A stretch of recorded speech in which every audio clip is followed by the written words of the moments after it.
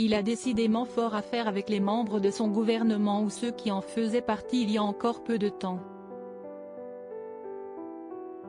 Entre la crise sociale, née depuis la présentation du projet de loi de la réforme des retraites en début d'année, les récents propos de Gérald Darmanin sur l'incapacité de l'Italie à gérer la pression migratoire, et l'information judiciaire ouverte ce jeudi 4 mai, notamment pour détournement de fonds et abus de confiance, sur la gestion du fonds Marianne, créé à l'initiative de Marlène Schiappa, Emmanuel Macron se retrouve, cette fois, pris à partie par une ancienne de son gouvernement. L'ancienne ministre de la Transition écologique, Barbara Pompili, a, en effet, pointé du doigt le chef de l'État dans le quotidien L'Humanité le 24 avril, désigné à la vindicte une catégorie de la population, que ce soit les étrangers ou les agriculteurs, ne peut mener à l'apaisement dont on a besoin. Il faut arrêter de monter les gens les uns contre les autres, avait-elle alors indiqué.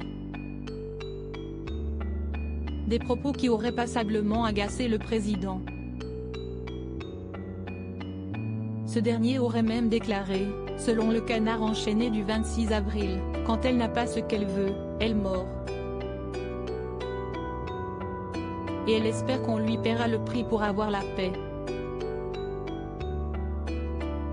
Emmanuel Macron marqué par l'exercice du pouvoir, son évolution physique depuis 2017 une vengeance de la part de Barbara Pompili? Selon l'hebdomadaire, Emmanuel Macron aurait vu dans cette interview de son ancienne ministre une vengeance. La raison? Barbara Pompili a été écartée de la présidence de l'Agence de la transition écologique, ADEME, et de celle de la Commission nationale du débat public.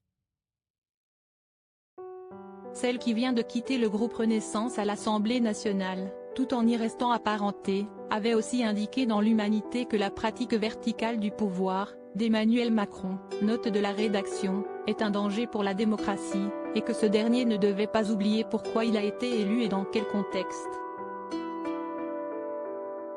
L'ancienne ministre du gouvernement Castex avait aussi regretté que le chef de l'État ait compris le problème de la transition écologique mais n'exprime pas de vision politique ni de récit de cet enjeu.